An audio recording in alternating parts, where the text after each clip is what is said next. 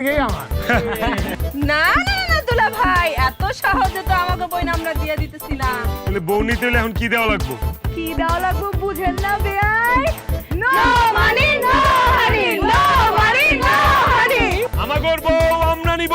আমরা কেন টাকা দিব? আরে আমাগর বউ আমরা নিব। আমরা কেন টাকা দিব? কি হইছে দুলা ভাই? আমরা তো জানতাম ছুটতে পারো না, সাত পারো।